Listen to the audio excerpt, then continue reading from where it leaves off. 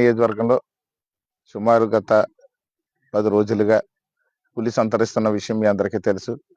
ఇది వెస్ట్ గోదావరి పోలవరం వైపు నుండి గోదావరి దాటి సీతానగర్ మండలంలో ప్రవేశించి మొన్న సాటర్డే నైట్ కాతేరులో కూడా అటాక్ ఇవ్వడం జరిగింది. అక్కడ 2 పశువులు చనిపోయినాయి. ఇంకో పశువుని చంపుకుని తీసుకుని వెళ్ళిపోవడం కూడా జరిగింది.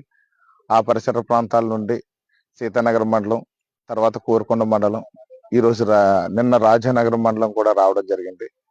నిన్న అనగా మంగళవారం 3వ తేదీ ఫిబ్రవరి 2026న ఎస్విబిసి కళ్యాణ మండపం దగ్గర కూడా అది కళ్యాణ మండపం దగ్గరికి వెళ్ళి కూడా సంతరించింది. అక్కడ పర్యటించిన తర్వాత అక్కడ నుంచి ఒక గోడ ఎక్కి అక్కడి నుంచి బేజాపూర్ వైపు కూడా ప్రయాణించి రాత్రి రఘునాథపురం వచ్చి రఘునాథపురంలో ఇక్కడ ఒక గేదెని చంపేయడం కూడా జరిగింది. ఇక్కడ పూర్తి స్థాయిలో అధికారులందరూ కూడా అప్రమత్తంగా ఉన్నారు. ఇటు ఫారెస్ట్ అధికారులు, అటు పోలీసు అధికారులు కూడా పూర్తి స్థాయిలో మనకి ఈ యొక్క భద్రత అనేది ఏర్పాటు చేస్తున్నారు. ఎక్కడ ఎలాంటి ఇబ్బందులు లేకుండా, ఎలాంటి అవాంఛనీయ సంఘటనలు జరగకుండా, ప్రజలకి ప్రాణ నష్టం కానీ జరగకుండా ఎప్పటికప్పుడు పోలీసు యంత్రాంగం, ఫారెస్ట్ యంత్రాంగం కూడా పూర్తి స్థాయిలో పనిచేస్తుంది. స్కూల్స్ కి కూడా ముందస్తుగా కూడా జాగ్రత్తలు తీసుకుంటూ స్కూల్స్ అన్ని కూడా సెలవులు కూడా ప్రకటించడం జరిగింది. సెలవులు ప్రకటించి ఎప్పటికప్పుడు కూడా మానిటరింగ్ చేస్తున్నాం.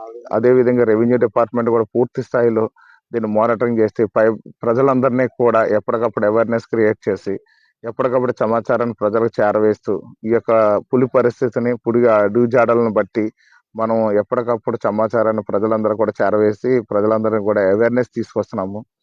అయినప్పటికి కూడా ఈ పులిని ఇప్పటి వరకు అన్ని విధాలుగా చూస్తే ఇది జనవాసాల్లోకి వచ్చింది కాబట్టి ఇప్పటి వరకు ఉన్న పరిస్థితి వేరు. ఇప్పుడు సిటీకి దగ్గరగా కూడా వచ్చింది కాబట్టి ఫారెస్ట్ అధికారులు మనం ఏదైతే ప్రజలు ఇబ్బంది పడతారనే విషయం వారి దృష్టికి తీసుకెళ్లామో వారు కూడా దాన్ని పూర్తి స్థాయిలో ఆలోచించి ఈ యొక్క ప్రధానమంత్రి గారి ఆఫీస్ నుంచి కూడా పర్మిషన్ తీసుకుని, ఢిల్లీ లెవెల్లో పర్మిషన్ తీసుకుని ఈ యొక్క పులికి మత్తు ఇచ్చి ఏదైతే గన్ ద్వారా మత్తు ఇచ్చి ఆ మత్తు నుంచి పట్టుకునే దాన్ని ఈ యొక్క సురక్షితంగా దాన్ని తీసుకుని వెళ్ళి ఫారెస్ట్ లో విడిచిపెట్టే విధంగా కూడా అధికారులు ప్లాన్ చేస్తున్నారు.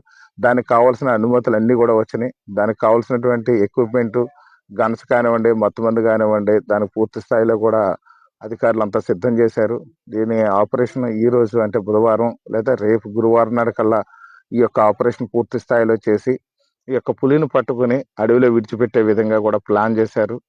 సో ఇది ప్రజలందరూ కూడా ఎవరు భయభ్రాంతులు కావద్దు. సుమారు ఇది 600 కిలోమీటర్లు ప్రయాణం చేసి ఇక్కడ మన వరకు వచ్చింది. ఇది 600 కిలోమీటర్ల ట్రావెలింగ్ లో ఎక్కడ కూడా ఏ వ్యక్తుల్ని కానీ, ఏ యొక్క మనుషుల్ని కానీ ఎక్కడ అటాక్ చేసినటువంటి పరిస్థితి ఎక్కడ కనిపించలేదు. కేవలం దాని ఆహారం కోసం మాత్రం ఆవు దూడల్ని, గేదె దూడల్ని మాత్రమే ఇది అటాక్ చేస్తున్నట్టుగా కనిపిస్తుంది. మనుషులు మాత్రం ఎక్కడ ఎలాంటి అటాక్ చేయలేదు. మనుషుల్ని ఎక్కడ ఇబ్బంది పెట్టిన పరిస్థితి లేదు. కాబట్టి మనం ఎవరం కూడా భయభ్రాంతులు కానవసరం లేదు. కానీ ఖచ్చితంగా మాత్రం జాగ్రత్తలు తీసుకోవాలని చెప్పి ప్రజలకు సూచిస్తున్నాను. ప్రజలందరూ కూడా జాగ్రత్త వహించండి. మీ పిల్లలకు ముందస్తుగానే స్కూల్స్ అన్ని కూడా సెలవులు ఇచ్చాము.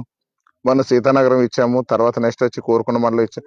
ఈ రోజు రాజానగరం, రాజమండ్రి రూరల్ మండలాలు కూడా మనం సెలవు ప్రకటించాము. పిల్లల్ని కూడా జాగ్రత్తగా చూసుకోండి. మీరు ఈ ప్రయాణాలు చేసేటప్పుడు కూడా జాగ్రత్త వహించండి. అదే చిరుద్యోగులు కూడా ఎప్పటికప్పుడు ఉద్యోగాలకు వెళ్ళి వచ్చే వాళ్ళు కూడా జాగ్రత్తగా ఉండాలని చెప్పి తెలియజేస్తున్నాం. ముఖ్యంగా రైతులు, రైతు కూలీలు, బయటకు బహిర్భూమికి వెళ్ళే వాళ్ళు కూడా చాలా జాగ్రత్తగా ఉండాలి. ఎందుకంటే ఒంగుని పని చేసుకున్నప్పుడు కానీ, లేదా కూర్చొని ఏదైనా బహిర్భూమి కార్యక్రమాలు చేసుకుంటున్నప్పుడు కానీ అది ఏదైనా జంతువు అనుకుని కూడా అటాక్ ఇచ్చే అవకాశం ఉందని చెప్పి మన ఫారెస్ట్ అధికారులు తెలియజేస్తున్నారు. కాబట్టి ప్రతి ఒక్కరు కూడా జాగ్రత్త వహించండి. దీని మీద భయభ్రాంతులు కావద్దని చెప్పి మిమ్మల్ని అందరూ కోరుతున్నాను.